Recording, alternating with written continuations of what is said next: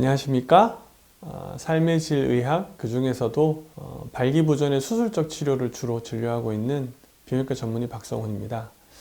이번 시간에는 수술팀의 중요성에 대해서 말씀드리도록 하겠습니다. 수술을 이제 보면은 많은 경우 의사 혼자의 원맨쇼라고 생각하는 경향이 있는 것 같아요. 사실 환자분들 입장에서는 우리가 수술을 잘 모르잖아요. 그러니까 유명한 의사 한 명만 그 사람 혼자서만 이렇게 어떻게 막 재주를 부려서 하는 거라고 생각하는 경향들이 있어요.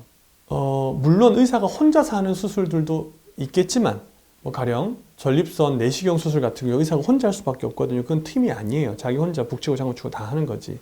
그렇지만 대체로 팽창형 임플란트 같은 난이도가 높은 수술들은 가령 인공관절 수술이라던가 아니면 심장에 관상동맥 치환술처럼 이렇게 어려운 수술들은 혼자서는 못해요. 이 수술들은 수술팀이 필요해요. 제가 집도하고 옆에서 수술을 보조하는 인력, 수술 기구를 정리해서 저한테 필요한 기구를 전해주고 전달해주는 사람도 필요하고, 그 바깥에서 필요한 기구들을 가령 임플란트를 맞는 실린더를 사이즈를 이렇게 까서 전달해주고 이런 역할을 하는 사람들도 필요하고, 그래서 이 수술팀으로 움직이는 경우들이 대부분이에요.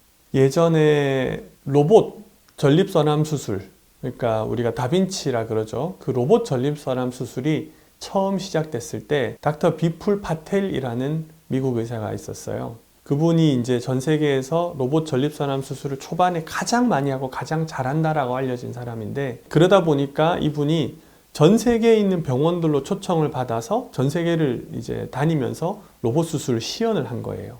근데 이분이 다니실 때 본인 혼자 가서는 절대 시연을 안 했어요.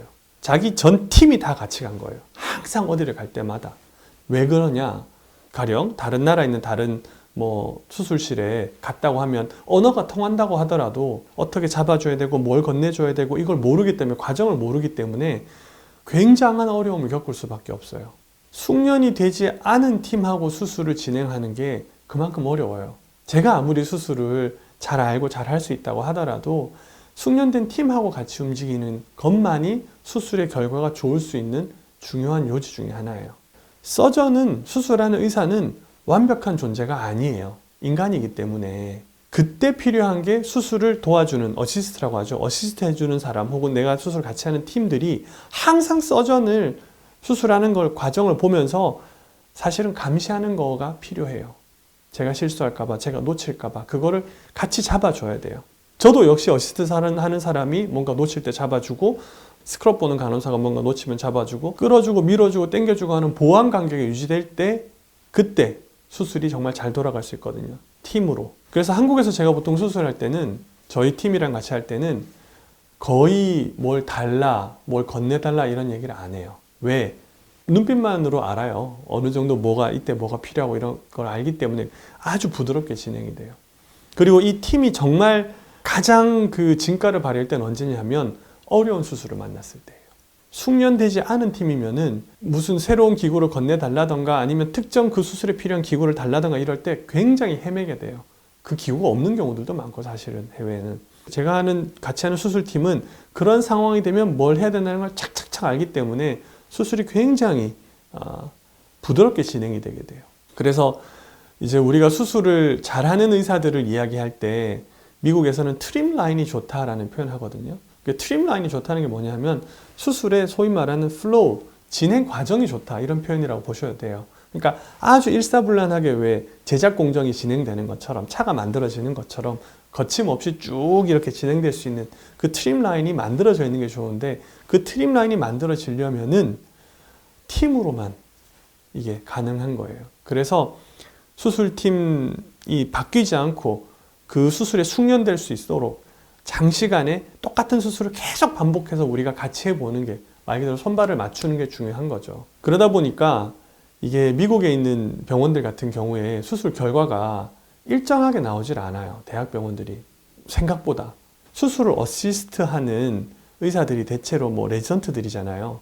레지던트들이 4년차 되면 나가잖아요. 다음 레지던트가 들어온단 말이야. 근데 그 친구가 잘하면은 결과가 조금 좋을 수 있는데, 수술이라는 게 사실 선천적인, 내가 수술하고 맞아야 돼요. 근데 그런 친구가 오면은 좀 더 괜찮다가, 그런 친구가 안 오면 괴롭다가, 그래서 결과가 약간씩 이제 변화가 생길 수밖에 없는 거죠. 그래서 실제 미국에 있는 친구들 얘기 들어보면 막 되게 괴로워해요. 레지던트 혹은 펠로우가 이상한 애가 왔다. 그래서 지금은 이제 펠로우도 거기는 거의 시험 봐서 뽑는 정도로 자기가 원하는 애만 뽑으려고 그러거든요. 그래야 수술 결과가 훨씬 더 괜찮고 자기 일하는 게 편하니까. 그에 비해서 이제 제가 한국에서 해보니까 장점 중에 하나가 저희는 개인 병원이잖아요. 뭐 누가 와서 같이 할 일이 없어요. 그냥 계속 같은 팀이 계속 그렇게 하는 거예요. 그러니까 이것만 하는 그 팀이 꾸준히 이렇게 계속 가니까 아마 제가 볼 때는 한 팀이 이렇게 이 수술만 많이 한 경험은 아마 저희가 거의 유일한 정도로 많을 거예요. 바뀌지 않고, 사람이 바뀌지 않고. 그게 아마 수술 결과가 좋을 수 있는 거에 큰 팩터가 아닐까라고 생각하거든요. 그런 부분을, 이거를 가지고 이제 연구를 따로 진행한 것은 없어요. 그러나 논문에는 그런 논문이 있어요. 센터 오브 엑셀런스라는 개념이 있거든요. 뭐냐면 어려운 수술의 경우 그 한 수술만 집중적으로 하는 센터들이 이것저것 다른 수술 다 하는 곳들보다 결과가 좋더라라는 연구 논문이에요. 이거를 좀 더 세분화해서 보면은 그 수술만 하는 전문 인력들이 생겨야 된다라는, 그 사람들만 딱 이렇게 딱 지정된 그 이 수술 팀이 있어야 된다라는 결론에 이르게 돼요. 그래서 난이도가 있는 수술은 단순히 수술한 의사뿐만 아니고 수술팀이 매우 중요하더라. 이게 지금의 결론이고 제가 볼 때는 아마 이 수술의 중요한 부분이 아닌가라고 생각합니다.